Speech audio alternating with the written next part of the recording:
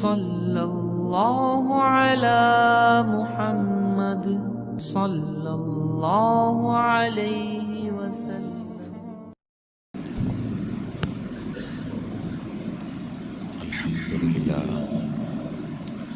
الحمد لله نحمده ونستعينه ونستغفره ونؤمن به ونتوكل عليه ونعوذ بالله من شرور أنفسنا ومن سيئات أعمالنا، من يهده الله فلا مضل له ومن يضلل فلا هادي له، ونشهد أن لا إله إلا الله وحده لا شريك له، ونشهد أن سيدنا ونبينا ومولانا محمدا عبده ورسوله،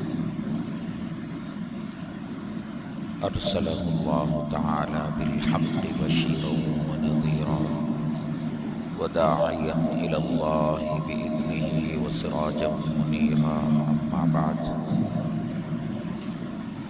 فأعوذ بالله من الشيطان الرجيم، بسم الله الرحمن الرحيم،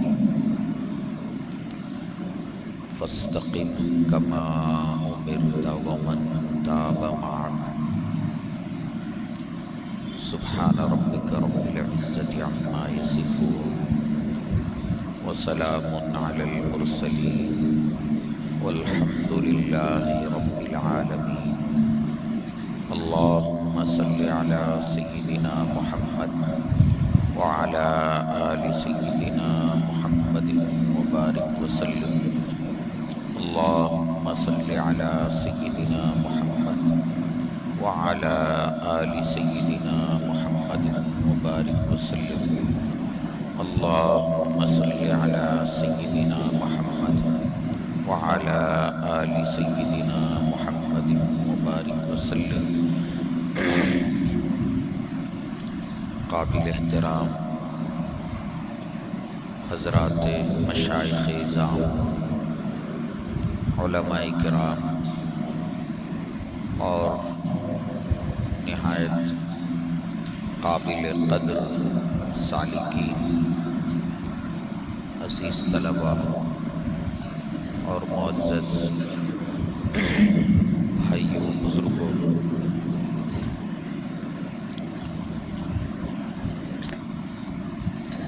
گزشتہ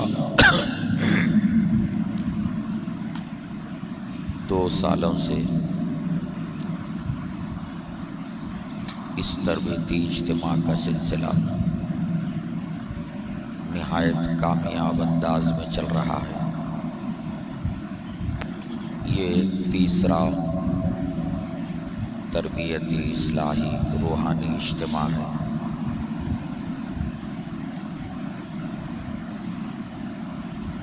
ہمارے برادر محترم مولانا مجاہد صاحب نقشبندی مجددی بڑے انتظامات کے ذریعے اور بڑی کوششوں کے ساتھ اس تربیتی اجتماع کا انعقاد عمل میں لا رہے ہیں۔ ظاہر ہے کوئی پروگرام جو 2-3 دنوں پر مشتمل ہو، اس کے لیے کافی انتظامات کرنے ہوتے ہیں، بڑی محنت کرنی ہوتی ہے۔ جب اتنی محنتوں اور کوششوں کے بعد یہ اجتماع منعقد ہو رہا ہے تو سالکین کو چاہیے کہ وہ اس 3 روزہ اجتماع کے اندر ایک ایک لمحے کی قدر کریں اور اللہ تبارک و تعالیٰ نے اپنے کرم سے ہمیں یہاں پہنچایا ہے تو اللہ تعالیٰ سے یہ دعا بھی کرتے رہیں کہ پروردگار ہمارے اس جمع ہونے کو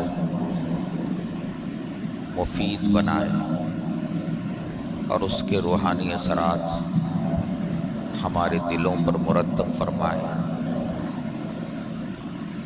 ماحول، روحانی ماحول فراہم کیا گیا ہے۔ اب شرکت کرنے والوں کا ظرف جتنا ہوگا اسے ان کو اتنا فائدہ ہوگا۔ اگر ہم مقصد کو پیش نظر رکھ کر ابھی جو ہدایات آپ کے سامنے سنائی گئی ہیں ان ہدایات پر عمل کریں گے تو انشاءاللہ بہت فائدہ ہوگا۔ اس قسم کے اجتماعات کا مقصد مشائخ کی محنتوں کو سامنے لانا اور لوگوں کے اندر، سالکین کے اندر روحانی طلب اور اپنی اصلاح کی فکر پیدا کرنا ہوتا ہے۔ بسا اوقات ایسے کسی ایک اجتماع میں شرکت آدمی کے دل کی دنیا کو بدل کے رکھ دیتی ہے اور بہت زیادہ فائدہ ہوتا ہے۔ اس لیے سالکین سے خصوصیت کے ساتھ گزارش ہے کہ آپ غفلت والے ماحول میں یہاں نہ رہیں، بلکہ 24 گھنٹے وقوف قلبی اور اللہ تعالیٰ کی یاد والے ماحول میں رہنے کی کوشش کریں۔ انشاءاللہ بہت زیادہ فائدہ ہوگا۔ ایسے اجتماعات میں ملنے جلنے کا ماحول نہیں رکھنا چاہیے، اختلاط کا ماحول نہیں رکھنا چاہیے۔ ہمارے مشائخ خانقاہوں کے اندر جب سالکین، طالبین آتے تھے تو آپس میں گفتگو اور ایک دوسرے سے غیر ضروری، بلا ضرورت اختلاط پر سخت نکیر فرماتے تھے۔ تو ہماری کوشش یہ ہونی چاہیے کہ ہماری پوری توجہ اللہ تعالیٰ کی طرف ہو اور رابطہ قلبی اور وقوف قلبی کی جو تاکید کی گئی ہے وہ ہماری نگاہوں کے سامنے ہو، ورنہ آدمی اچھے ماحول میں آ کر بھی محروم رہ جاتا ہے۔ تو اس کی ہمیں کوشش کرنی چاہیے۔ انشاءاللہ ان 3 دنوں میں آپ کو سلسلے کے اکابر مشائخ مخاطب فرمائیں گے اور بہت قیمتی باتیں آپ حضرات کے سامنے آئیں گی۔ اس اجتماع کا یہ پہلی اس کی مجلس ہے، اور یوں سمجھیے کہ پہلی مجلس کا یہ سلسلہ جو شروع ہو رہا ہے یہ دراصل درس قرآن کے طور پر ہے۔ گویا اس کا آغاز، اجتماع کا آغاز درس قرآن سے ہو رہا ہے۔ شروع میں ایک آیت کریمہ کی تلاوت کا شرف حاصل کیا گیا ہے۔ یہ سورہ ہود کی آیت کریمہ ہے۔ اس آیت کریمہ کا پس منظر علماء نے یہ بیان فرمایا ہے کہ ایک مرتبہ حضور نبی کریم صلی اللہ علیہ وسلم کے سر مبارک میں کچھ سفید بال نکل آئے۔ صحابہ نے عرض کیا کہ یا رسول اللہ صلی اللہ علیہ وسلم، آپ پر بہت جلد بڑھاپا طاری ہو گیا۔ رسول خدا صلی اللہ علیہ وسلم نے فرمایا، شیبتنی ہود، سورہ ہود نے مجھے بوڑھا کر دیا۔ جس آیت کریمہ کی تلاوت کی گئی ہے وہ سورہ ہود ہی کی آیت کریمہ ہے۔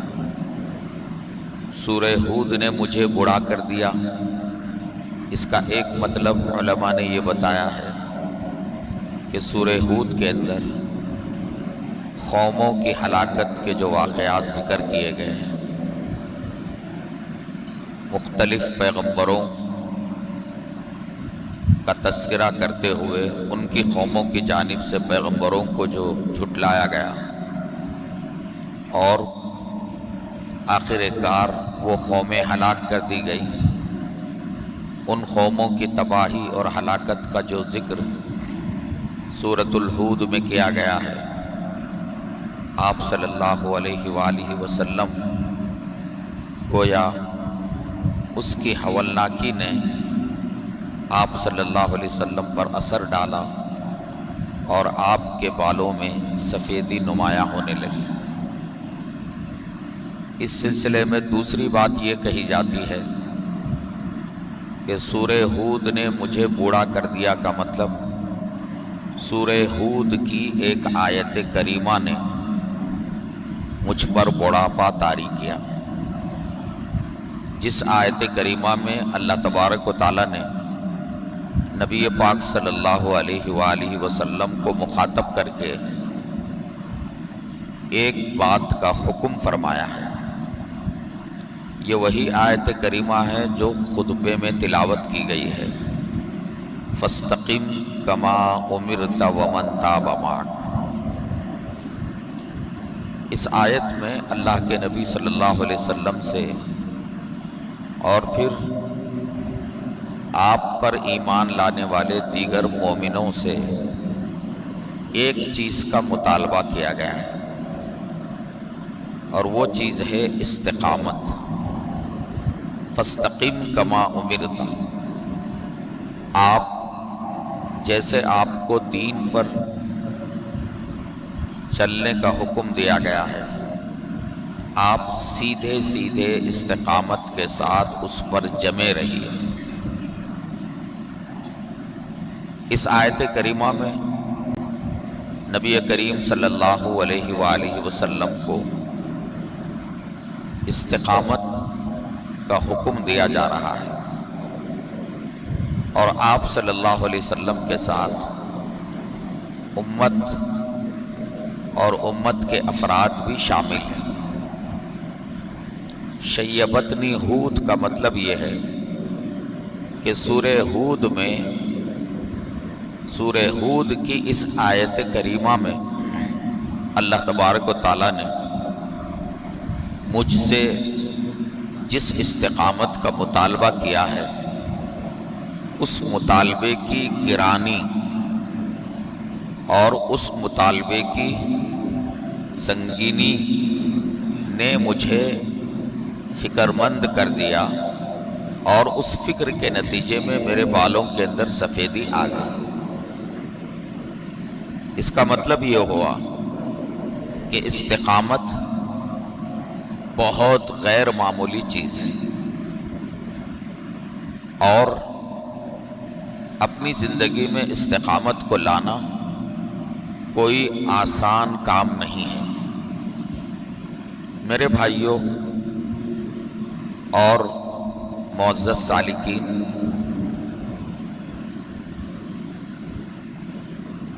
دینداری دو طرح کی ہوتی ہے۔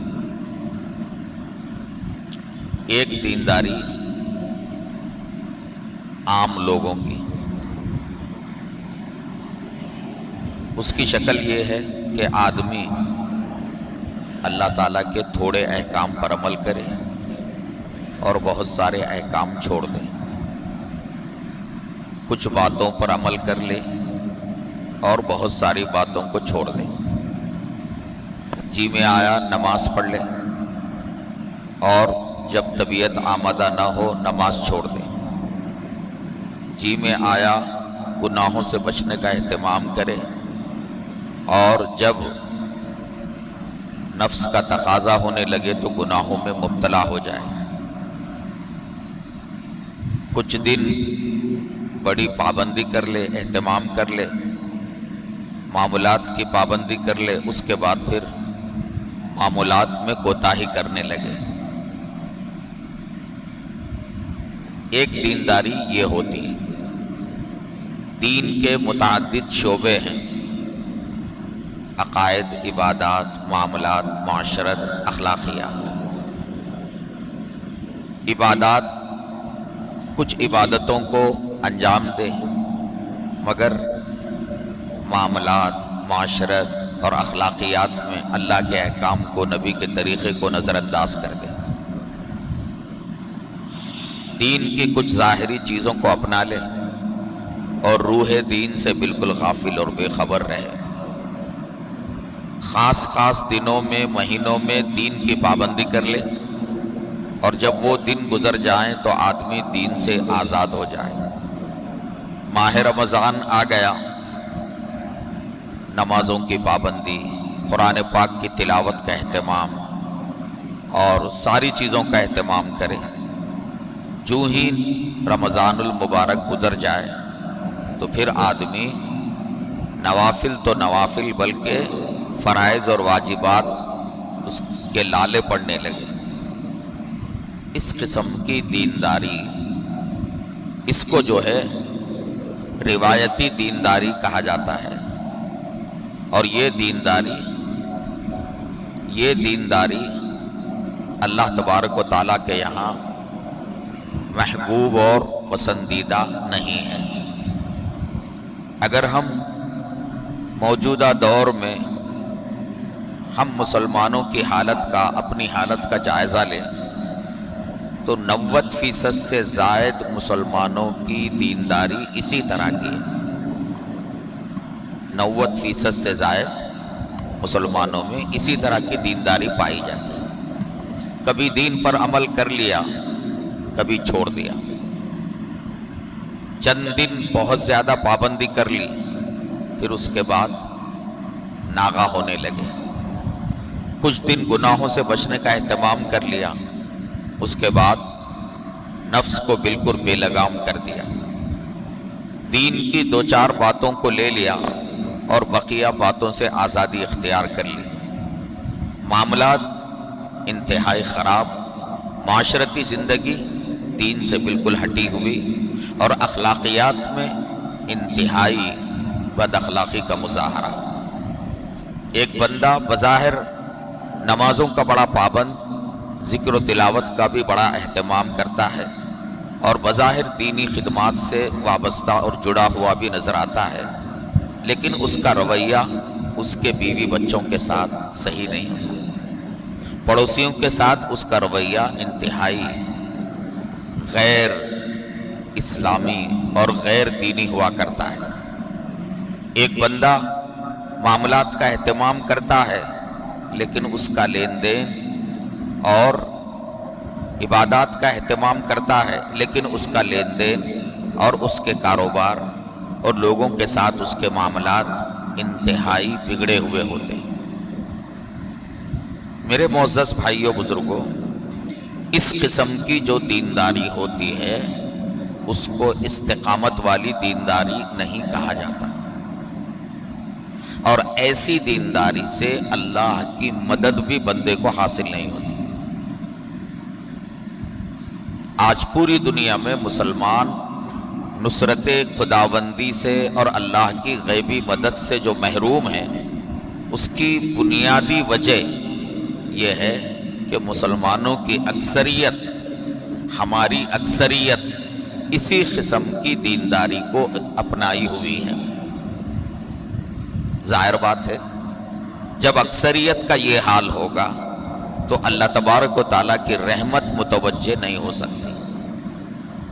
اللہ کی رحمت تب متوجہ ہوگی جب اکثریت جو ہے روایتی دینداری سے ہٹ کر حقیقی دینداری کو اختیار کر لے، اور حقیقی دینداری دراصل استقامت والی دینداری ہوتی ہے۔ یہ استقامت والی جس کا ذکر اللہ تعالیٰ نے اس آیت کریمہ میں فرمایا ہے، استقامت کا مطلب کیا ہے؟ میرے بھائیوں، استقامت کے اندر 3 چیزیں ہوتی ہیں۔ یعنی جس آدمی کی دینداری میں 3 چیزیں ہوں اس کی دینداری حقیقی دینداری کہلائے گی اور استقامت والی دینداری کہلائے گی۔ سب سے پہلی چیز یہ ہے کہ بندہ پورے دین پر عمل کرے۔ استقامت والی دینداری کے لیے پورے دین پر عمل کرنا ہوگا۔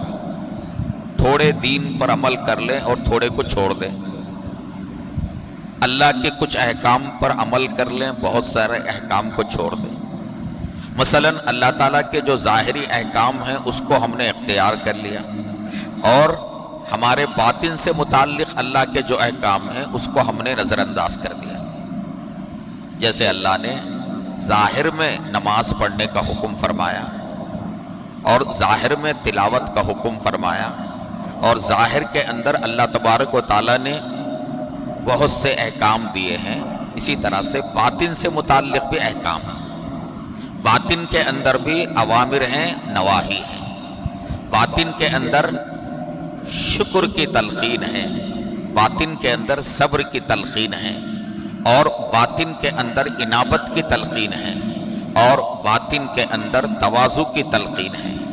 جیسے ظاہر کے اندر بہت سارے فضائل اور خوبیاں ہیں، اسی طرح سے باطن کے اندر صبر ہے، شکر ہے، تواضع ہے، صدق ہے، انابت ہے، اخلاص ہے۔ یہ باطن سے تعلق رکھنے والے اللہ کے احکام ہیں۔ اور جس طرح ظاہر کے بہت سارے منہیات ہیں کہ وہ آدمی جو ہے زنا نہ کرے، بدنگاہی نہ کرے، جھوٹ نہ بولے، یہ ظاہری منہیات ہیں، اسی طرح سے باطن سے تعلق رکھنے والے منہیات ہیں۔ مثلا باطن سے تعلق رکھنے والے منہیات میں تکبر سے منع کیا گیا، اسی طرح سے حب جاہ سے منع کیا گیا، حب مال سے منع کیا گیا، حرص اور لالچ سے منع کیا گیا۔ یہ سب باطن سے تعلق رکھنے والی چیزیں ہیں۔ بغض سے، کینہ کپٹ سے منع کیا گیا، تو باطن سے تعلق رکھنے والی یہ منہیات ہیں۔ اب ایک بندہ اس نے جو ہے ظاہری اوامر و نواہی کو اپنا لیا، لیکن باطنی اوامر و نواہی کے بارے میں اس نے فکر نہیں کی، تو ایسا بندہ استقامت والا نہیں کہلائے گا۔ ایک بندہ جو ہے معمورات جتنے بھی ہیں، نماز، روزہ، زکوٰۃ، صدقہ، قربانی، والدین کی اطاعت وغیرہ، جتنے بھی اوامر ہیں، معمورات ہیں، اس پر عمل کر رہا ہے، لیکن بچنے کی چیزوں سے، گناہوں سے وہ نہیں بچتا، ایسا آدمی استقامت والا نہیں کہلائے گا۔ ایک بندہ جو ہے عبادات اور عقائد میں کامل ہے، لیکن معاملات اور معاشرت وہ اس کی جو ہے اللہ کے احکام سے ہٹی ہوئی ہے، تو ایسا بندہ استقامت والی دیندار نہیں کہلا سکتا۔ استقامت کے اندر سب سے پہلی چیز یہ ہے کہ آدمی پورے دین پر عمل کرے، پورے دین پر عمل کرے۔ دین کے 5 شعبے ہیں، تو 5 شعبوں میں اس کی کوشش یہ ہو کہ 5 شعبوں میں وہ اللہ کے احکام اور رسول کے طریقے کو پیش نظر رکھے۔ عقائد اس کے بالکل درست ہوں، بدعات، خرافات اور شرکیات میں مبتلا نہ ہو، عبادات اس کی مکمل ہوں۔ عبادات میں نماز صرف عبادات کی ایک قسم ہے، نماز کے علاوہ روزہ ہے، زکوٰۃ ہے، حج ہے، قربانی ہے، یہ عبادتوں کی بہت ساری شکلیں ہیں۔ عبادات ویسی ادا کی جائیں جیسی ادا کرنے کے لیے کہا جائے، حقیقت والی عبادتیں ہماری ہوں۔ آدمی نماز پڑھے لیکن خشوع خضوع نہ ہو، آدمی نماز پڑھے لیکن اس کی توجہ اللہ کی طرف نہ ہو، نماز وہ ادا کر رہا ہو مگر اس کے اندر بندگی والی صفت نہ آئے، وہ نمازیں پڑھ رہا ہو لیکن وہ فواحش و منکرات سے نہ بچتا ہو، آدمی نماز پڑھ رہا ہو لیکن اس کے اندر احسان والی کیفیت نہ پیدا ہو، برسوں سے نماز پڑھ رہا ہو لیکن زندگی میں تواضع اور عبدیت نہ آئے، تو ظاہر بات ہے ایسی نماز حقیقی نماز نہیں کہلائے گی۔ جتنی عبادتیں ہیں وہ کامل و مکمل ہونا چاہیے۔ ہر عبادت کے جتنے ظاہری آداب و شرائط ہیں اور جتنی باطنی جو ہے نا، جتنے باطنی آداب ہیں ان کا مکمل ان کی رعایت کریں۔ اس کے علاوہ عقائد، عبادات، معاملات، معاشرت معاملات لوگوں کے ساتھ لین دین کاروبار بالکل صحیح ہونا چاہیے، کسی کو دھوکہ نہ دے، کسی کی حق تلفی نہ کرے اور کسی کا مال ناجائز ہڑپ نہ کر لے، اپنے مال کے اندر حرام کا، اپنی کمائی کے اندر حرام کا شائبہ آنے نہ دے، بیوی بچوں کے ساتھ رویہ اچھا ہو۔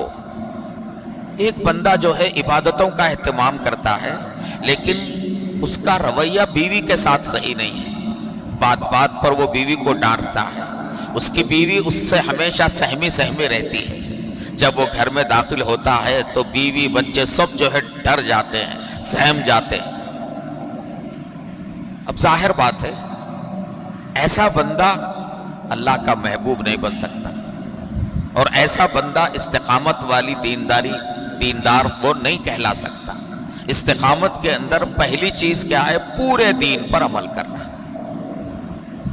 میرے معزز سالکین، یہ باتیں آپ کی خدمت میں اس لیے عرض کی جا رہی ہیں تاکہ آپ کو یہ احساس ہو، ہم میں سے ہر کسی کو یہ احساس ہو کہ اپنی اصلاح کے میدان میں ہمیں کن چیزوں پر توجہ دینا ہے۔ فرض کیجئے ہم معمولات پورے کریں، صبح شام کی ہماری تسبیحات ہو رہی ہوں، مراقبہ ہمارا ہو رہا ہو، وقوف قلبی کا بھی اہتمام ہم کر رہے ہوں، قرآن کی تلاوت بھی ہو رہی ہو، لیکن اگر میری معاشرت اگر درست نہ ہو، اللہ کے بندوں کے ساتھ میرا رویہ صحیح نہ ہو، اور میرے معاملات، میرا کاروبار، میرا لین دین یہ صحیح نہ ہو، تو بھلا بتائیے ذکر سے، تلاوت سے، مراقبے سے کیا فائدہ ہوگا؟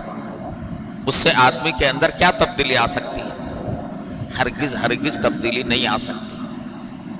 تو استقامت والی دینداری میں پہلی چیز یہ ہے کہ آدمی پورے دین پر عمل کرے۔ یہود و نصارہ کا معاملہ کیا تھا؟ قرآن پاک میں اہل کتاب کی ایک خاص نشانی اور ان کے اندر پائی جانے والی ایک خاص خرابی اللہ نے جو ذکر فرمائی وہ یہ ہے کہ انہوں نے اللہ کے احکام کو دو حصوں میں تقسیم کر دیا، ایک حصے پر عمل کرتے تھے اور دوسرا اور ایک حصہ جو ان کے لیے گراں گزرتا تھا اس کو انہوں نے اپنی عملی زندگی سے خارج کر دیا تھا۔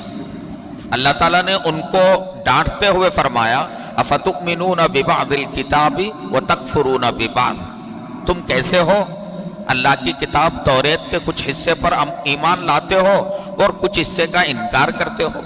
حالانکہ وہ زبانی انکار نہیں کرتے تھے، لیکن یہاں انکار سے تعبیر اس لیے کی جا رہی ہے کہ عملی طور پر انہوں نے اللہ کی کتاب توریت کے کچھ احکام کو عملی زندگی میں داخل کر رکھا تھا اور بہت سارے احکام کو انہوں نے خارج کر دیا تھا۔ تو گویا اللہ کے احکام پر عمل نہ کرنا، عملی طور پر اپنی زندگی سے اسے خارج کرنا، گویا کہ ان پر ایمان نہ لانا ہے۔ یہود و نصارہ کو اسی بنا پر ان کو تنبیہ کر دی گئی، اور اللہ نے ایمان والوں کو حکم دیا یا ایھا الذین آمنوا ادخلوا فی السلم کافہ، اے ایمان والو اسلام میں پورے کے پورے داخل ہو جا، آدھا تیتر آدھا بٹیر نہیں، مکمل۔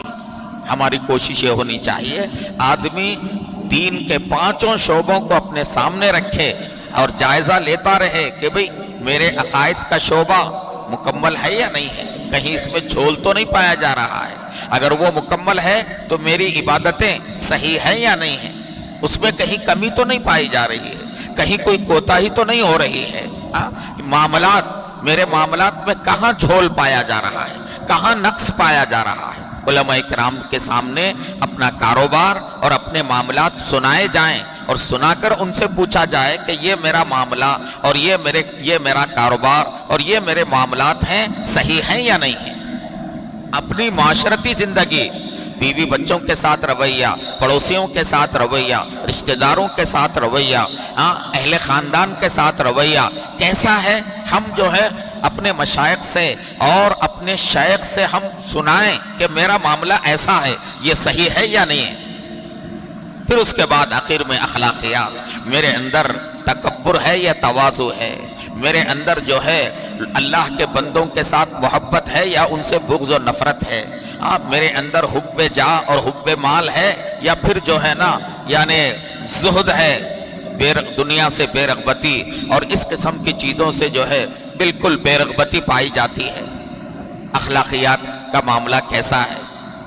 ہر چیز کے بارے میں ان پانچوں شعبوں کو سامنے رکھ کر ہمیں جو ہے جائزہ لیتے رہنا چاہیے کہ کہاں جو ہے نقص پایا جا رہا ہے۔ جہاں نقص پایا جائے آدمی فوراً جو ہے اس پہ توجہ دے، اللہ سے مانگتا بھی رہے اور اصلاح کی کوشش بھی کرتا رہے، تب آدمی کو ترقی ہوگی۔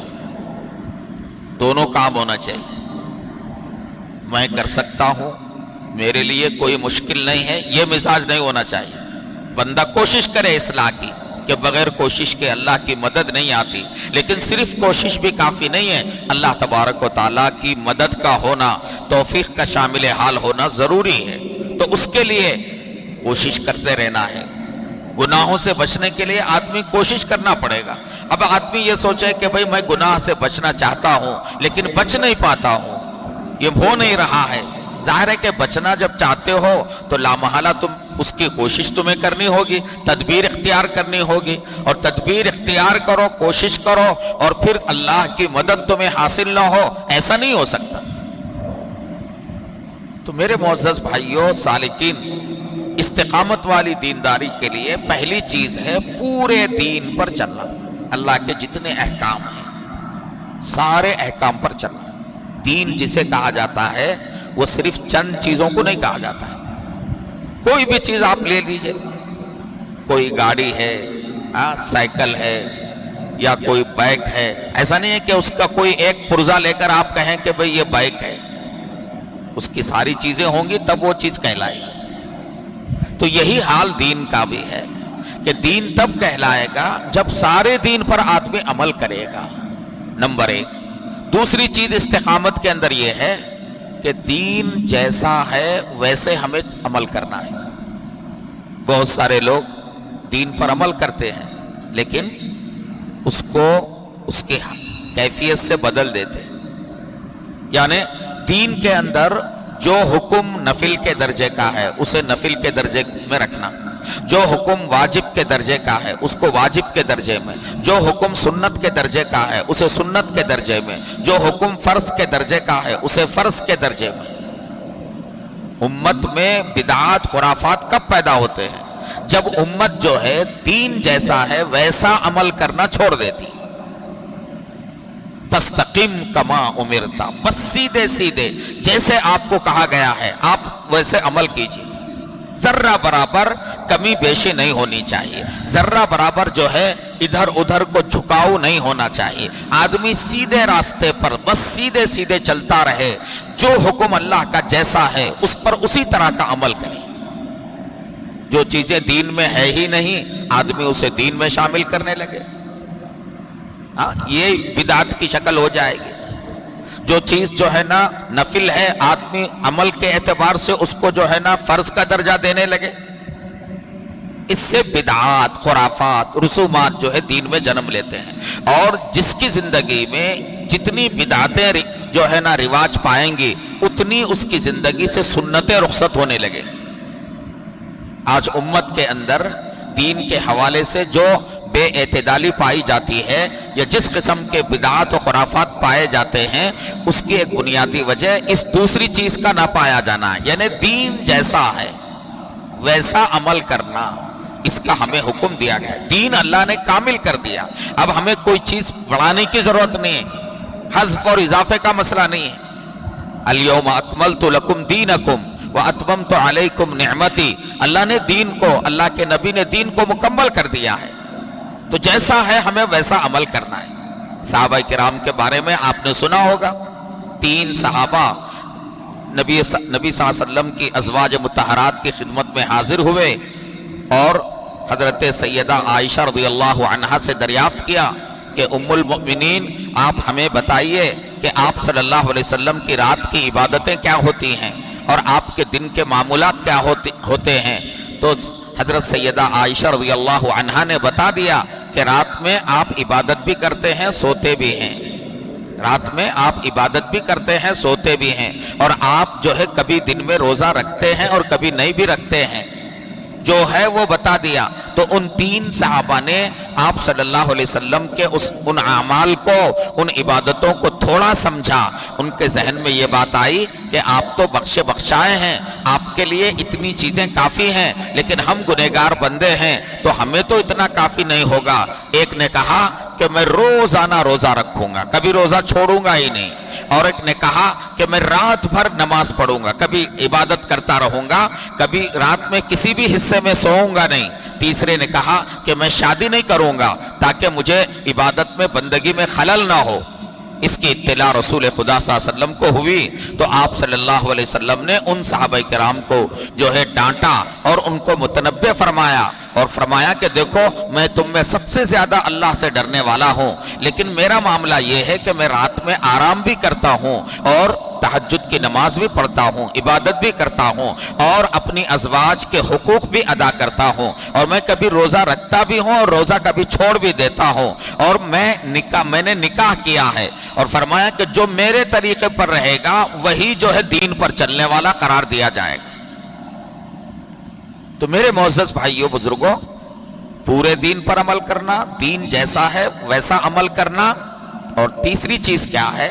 یہ دونوں کام، یعنی پورے دین پر عمل کرتے رہنا اور جیسا دین ہے ویسے عمل کرتے رہنا، یہ دونوں کام کب تک کرتے رہنا ہے؟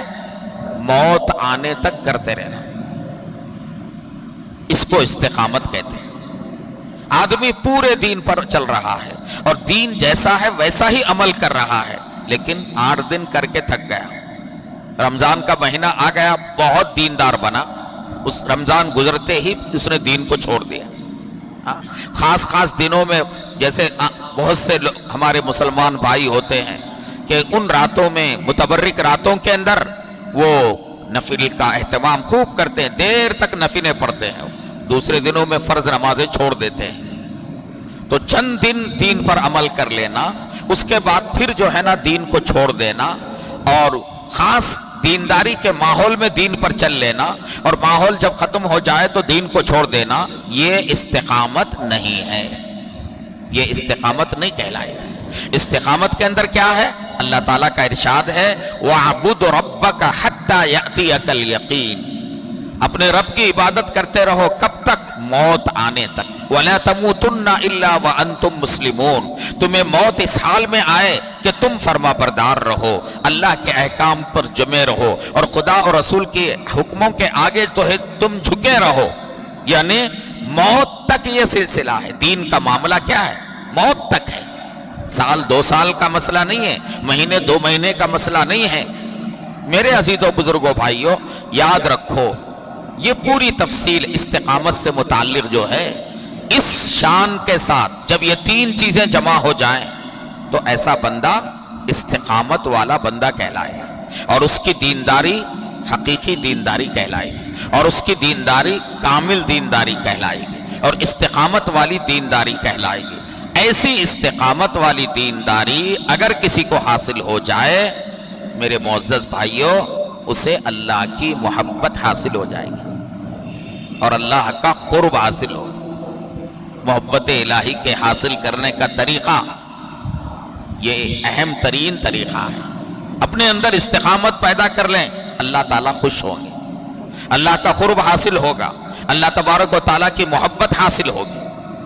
اور یہ استقامت اگر نہیں رہے گی تو ظاہر بات ہے چھوٹی موٹی دینداری سے، ماحول والی دینداری سے، اور کچھ دنوں معمولات کی پابندی کر لی، اکثر ساتھیوں کی جانب سے، سالکین میں سے اکثر سالکین کی جانب سے یہی بات آتی ہے کہ بھئی معمولات میں کچھ دن پابندی ہو رہی ہے، کچھ دن پابندی نہیں ہو رہی ہے. معمولات میں سے کچھ معمولات پورے ہو رہے ہیں، مگر کچھ معمولات میں جو ہے نا کمی کوتاہی ہو رہی ہے. بہت سے سالکین مراقبے کے تعلق سے کوتاہی کا جو ہے ذکر کرتے ہیں، اور بہت سے سالکین معمولات کی پابندی کرتے ہیں، لیکن گناہوں سے بچنے میں ان سے جو ہے نا بڑی کوتاہی ہونے لگتی ہے. سارے معمولات آپ پورے کر رہے ہوں لیکن گناہ سے اگر نہ بچیں تو یاد رکھیے کہ پرہیز کیے بغیر دوا اثر نہیں کرے گی، پرہیز کیے بغیر دوا اثر نہیں کرے گی. اور اسلام کے اندر پرہیز کی اہمیت زیادہ ہے. کلمہ طیبہ میں پہلے لا ہے، لا الہ الا اللہ، پہلے لا ہے. بچنے کی چیزوں سے بچنا یہ بہت ضروری ہے. اس کے بغیر تلاوت آپ کے دل پر اثر نہیں کرے گی. اس کے بغیر جو ہے یعنی معمولات کا آپ کے دل پر اثر نہ ہوگا. ذکر، تلاوت، مراقبے کے جو اثرات آدمی کے قلب پر مرتب ہوتے ہیں، ایک گناہ کر لیا، ایک بار بدنگاہی کر لی تو وہ سارے اثرات جو ہے زائل ہو جاتے ہیں. اس لیے استقامت والی دینداری کے اندر جہاں اوامر پر عمل کرنا ضروری ہے، وہیں نواہی یعنی اللہ کی منع کردہ چیزوں سے بچنا بھی ضروری ہے.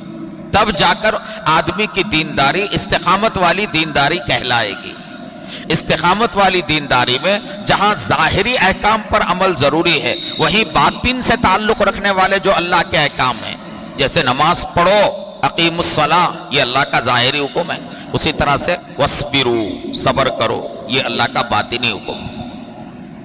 جیسے ظاہری احکام ہیں اسی طرح سے جو ہے باطنی احکام ہے. اور جیسے ظاہری منہیات ہیں، بہت سی ظاہری چیزیں جو ہمیں جن سے بچنے کے لیے کہا گیا ہے، باطن سے تعلق رکھنے والی منہیات بھی ہیں. امام غزالی رحمۃ اللہ علیہ نے مظلمات باطنی، منورات باطنی، مظلمات ظاہری اور منورات ظاہری، حضرت مولانا عبد القوی صاحب دامت برکاتہم نے احیاء علوم الدین سے جو ہے نا امام غزالی نے یہ جو تفصیلات ذکر کی ہیں، اس کو مولانا نے الگ سے کتاب کی شکل میں ترتیب دیا ہے. ہر سالک کے پاس وہ چیزیں ہونی چاہیے. میرے بھائیوں بزرگوں، عرض کرنے کا مطلب یہ ہے کہ یہ جو استقامت ہے نا، بزرگوں سے آپ نے سنا ہوگا الاستقامت خیر من الف کرامت، استقامت 1000 کرامتوں سے بہتر ہے. اس کی وجہ کیا ہے؟ استقامت یوں ہی حاصل نہیں ہوتی. استقامت کی جو وضاحت کی گئی ہے، ایسی استقامت کا آدمی کو ملنا کوئی معمولی چیز نہیں ہے. اللہ تعالیٰ نے جنت کی نعمتوں اور دنیا کے اعزازات کا جو وعدہ فرمایا ہے، وہ وعدہ اسی استقامت پر ہے. ان الذین قالوا ربنا اللہ ثم استقاموا تتنزل علیہم الملائکہ الا تخافوا ولا تحزنوا وابشروا بالجنۃ التي کنتم توعدون نحن اولیاؤکم فی الحیاۃ الدنیا. یہ جتنے بھی وعدے ہیں، جنت کی خوشخبری ہے. دنیا میں جو ہے اللہ تبارک و تعالیٰ کہہ رہے ہیں کہ ہم دنیاوی زندگی میں بھی تمہارے دوست ہیں، اور جنت میں وَلَكُمْ فِيهَا مَا تَشْتَهِي أَنفُسُكُمْ وَلَكُمْ فِيهَا مَا تَدَّعُونَ، ہر چیز مل جائے گی. یہ وعدہ کن لوگوں کے لیے؟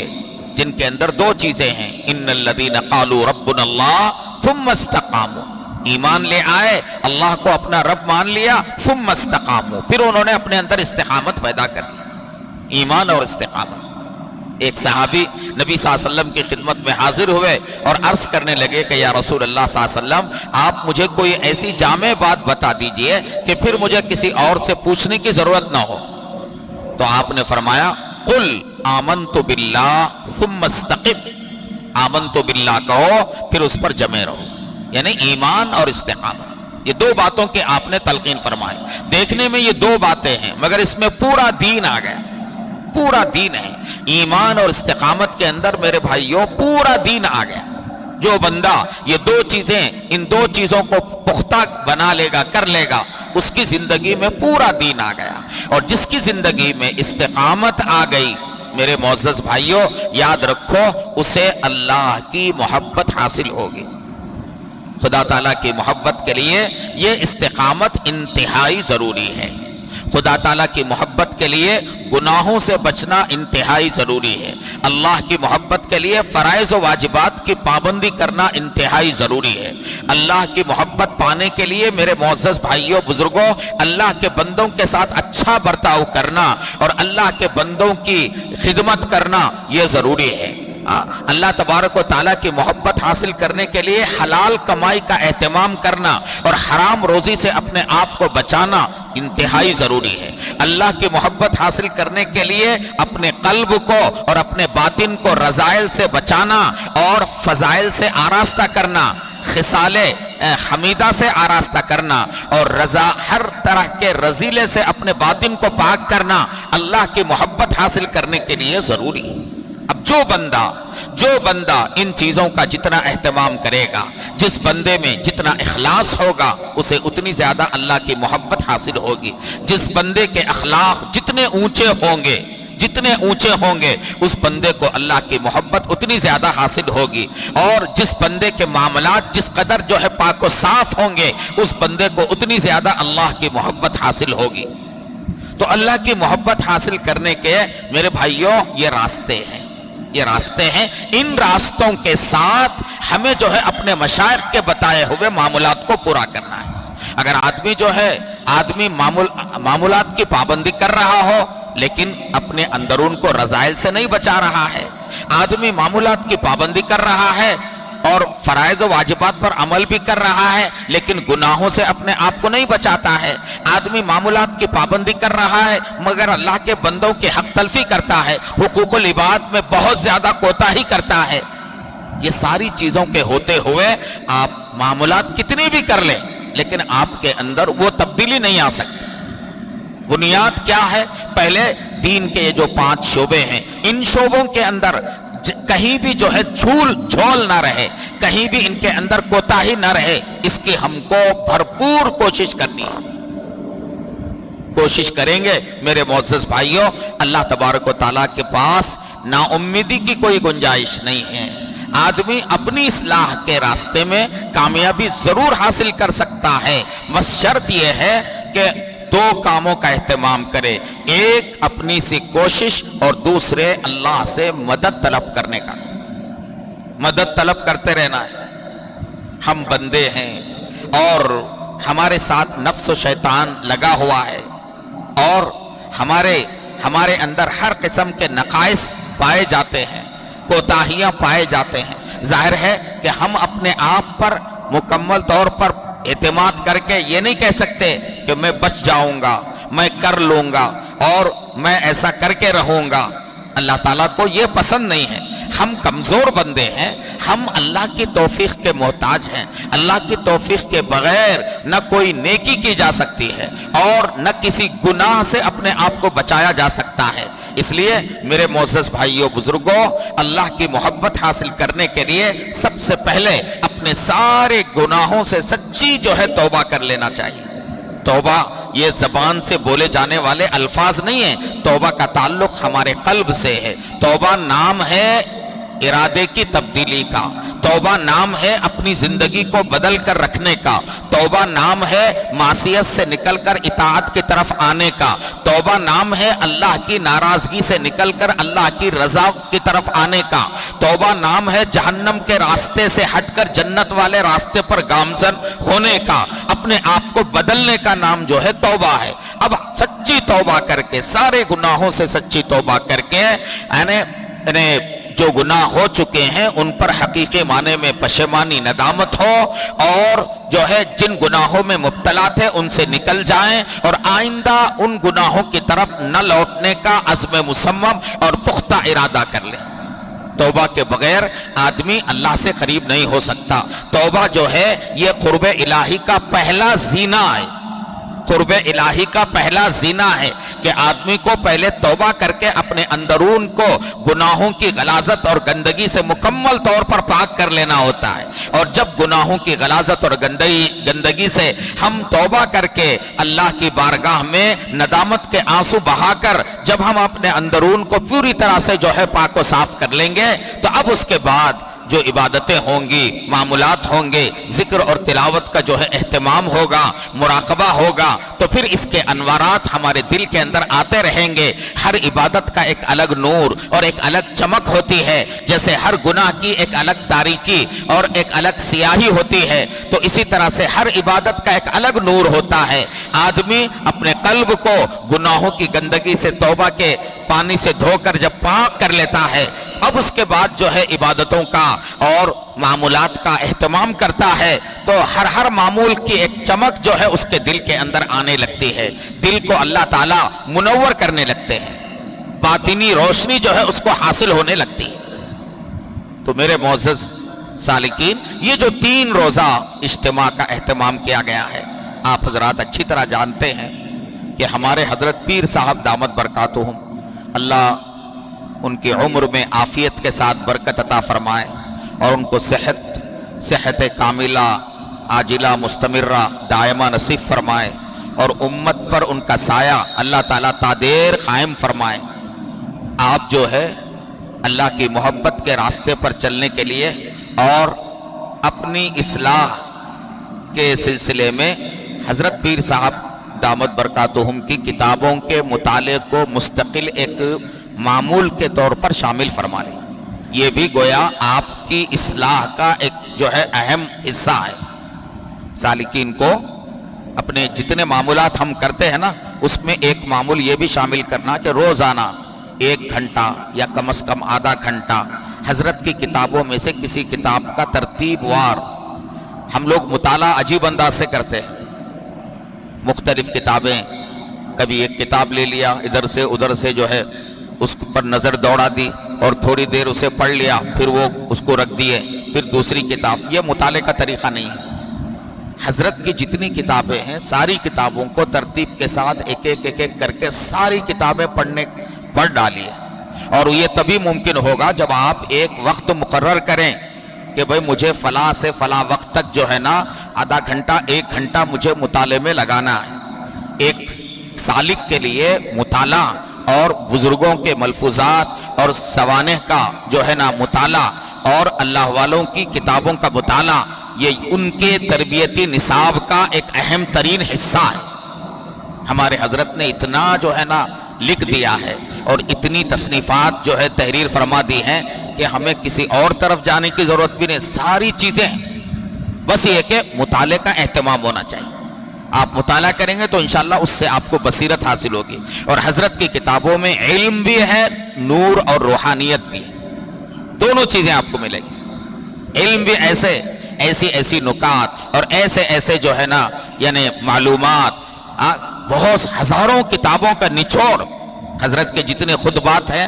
آپ دیکھیے کہ آدمی کے لیے ان خطبات کو ذہن میں مستحضر کرنا کوئی آسان کام نہیں ہے۔ مستقل جو ہے آدمی مطالعہ کرے گا تو تب وہ چیزیں جو ہے مستحضر ہوتی ہیں۔ اس لیے آپ اپنے معمولات کے اندر یہ مطالعے کو بھی شامل فرما لیں۔ اور یہ 3 دن کا جو اجتماع ہے یہ دراصل جو ہے اپنے سلسلے کے مشائخ کی نقل ہے۔ حضرت پیر صاحب دامت برکاتہم ان کے ملک میں باقاعدہ سالانہ جو ہے نا بہت بڑا نقش بندی اجتماع ہوتا ہے، جس کے اندر ہزاروں لوگ جو ہے شریک ہوتے ہیں اور ایک نورانی ماحول ہوتا ہے۔ آدمی ایسے ماحول میں جب آدمی جو ہے 2-3 دن گزارتا ہے تو اس کے دل پر کافی جو ہے اثر ہوتا ہے۔ یہ ایک ماحول ہے میرے بھائیوں بزرگوں۔ آدمی ایک خاص ماحول میں آتا ہے تو اس کا اثر اس کے دل پر پڑتا ہے۔ جیسے بہت سے لوگ جب جو ہے نا جماعت میں نکلتے ہیں، مسجد والے ماحول میں رہتے ہیں، مسلسل جو ہے تعلیم ہو رہی ہے اور عبادت ہو رہی ہے، دین کی باتیں چل رہی ہیں، اس ماحول میں رہنے سے، اپنے ماحول سے نکل کر اس جو ہے نورانی ماحول میں رہنے سے آدمی کے اندر تبدیلی پیدا ہوتی ہے۔ تو یہ بہت غیر معمولی چیز ہے۔ اس موقع کو تمام سالکین غنیمت جانیں، اور آپ کو انشاءاللہ ان 3 دنوں کے اندر سلسلے کے جتنے ہمارے مشائخ ہیں، اللہ تعالیٰ نے ہمارے ملک کے اندر جو ہے سلسلے کے بڑے بڑے مشائخ اللہ نے پیدا فرمائے ہیں، اور ماشاءاللہ ان کا فیض جو ہے ملک کے مختلف خطوں کے اندر، مختلف علاقوں کے اندر ان کا فیض عام ہے۔ اور مولانا مجاہد صاحب اللہ تعالیٰ ان کی ہمتوں کو بلند فرمائے۔ ظاہر ہے کہ اتنا بڑا انتظام اور اس قدر نظام کا چلانا یہ کوئی معمولی کام نہیں ہے۔ ان کو اللہ تبارک و تعالیٰ نے سلیقہ دیا اور ان کے اندر سلسلے کی محنتوں کی ایک جو ہے نا لگن ہے، فکر ہے، تڑپ ہے۔ اور سب سے بڑی بات یہ ہے کہ یہ مکہ مکرمہ میں ایک لمبے عرصے تک انہوں نے قیام کیا، اور حضرت پیر صاحب دامت برکاتہم کی صحبت اور ان کی خدمت کا موقع ان کو کافی جو ہے حاصل رہا۔ حضرت سے قریب سے رہ کر حضرت سے استفادے کا موقع ان کو ملا ہے۔ تو ماشاءاللہ حضرت کے نقش قدم پر چلتے ہوئے وہ یہ کوشش کر رہے ہیں کہ اسی قسم کا ماحول جو ہے نا پیدا کیا جائے۔ اور ہمارے شہر کے اندر حضرت مولانا شفیع ندوی صاحب ہیں، حضرت مولانا مفتی سید احمد اللہ غوری صاحب ہیں، اور جو ہے بہت سارے مشائخ ہیں یہاں، ہمارے مولانا عمر فاروق صاحب تشریف فرما ہیں، تو یہ سارے مشائخ ماشاءاللہ جو اپنے اپنے علاقے میں رہ کر کام کر رہے ہیں۔ اور میرے بھائیوں یاد رکھو، اصلاحی تعلق تو ایک ہی شیخ سے رکھنا ہے، لیکن جہاں تک استفادے کا تعلق ہے، سلسلے کے جتنے مشائخ ہوں ان سے استفادہ جو ہے غنیمت جاننا چاہیے۔ حضرت کے بیانات بھی جو ہے سننے کا اہتمام کرنا چاہیے، چونکہ آواز میں اور انداز بیان میں جو تاثیر ہوتی ہے وہ دل پر جو ہے اثر کرتی ہے، تو اس سے بھی انشاءاللہ بہت زیادہ فائدہ ہوگا۔ آپ جن جن علاقوں سے آئے ہوئے ہیں ان علاقوں میں آپ ایک روشن مینار کی طرح رہیں، آپ سے سلسلے کا تعارف ہو، اور آپ کو دیکھ کر لوگ جو ہے جوق در جوق جو ہے سلسلے میں داخل ہونے لگیں، اور یہ روحانی سلسلہ آگے جو ہے بڑھتا رہے، اس کی جو ہے آپ کو کوشش کرنی چاہیے۔ اللہ تعالی ہم سبوں کو عمل کی توفیق عطا فرمائے۔ یہ چند گزارشات جو ہے مولانا کے حکم کی تعمیل میں عرض کی گئی ہیں، اللہ پاک ہمیں عمل کی توفیق عطا فرمائے۔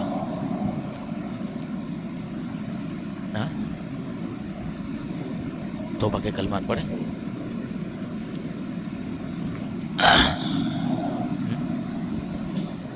تھوڑا پہلے توبہ کے کلمات بھائی۔ اب یہ اختتامی جو ہے مرحلہ ہے، توبہ کے کلمات پڑھائے جائیں گے اور اس کے بعد مختصر مراقبہ ہوگا اور دعا ہوگی، اور پھر انشاءاللہ اس کے بعد آگے کی کارروائی چلے گی۔ توبہ کے کلمات پڑھائے جاتے ہیں، آپ حضرات ان کلمات کو دہرائیں۔ بسم اللہ الرحمن الرحیم، لا الہ الا اللہ محمد رسول اللہ، آمنت باللہ وملائکتہ وکتبہ ورسلہ والیوم الآخر والقدر خیرہ وشرہ من اللہ تعالی والبعث بعد الموت، آمنت باللہ کما ہوا باسمائہ وصفاتہ وقبلت جمیع احکامہ، اقرار باللسان وتصدیق بالقلب، اشہد ان لا الہ الا اللہ واشہد ان محمدا عبدہ ورسولہ، استغفر اللہ ربی من کل ذنب واتوب الیہ برحمتک یا ارحم الراحمین۔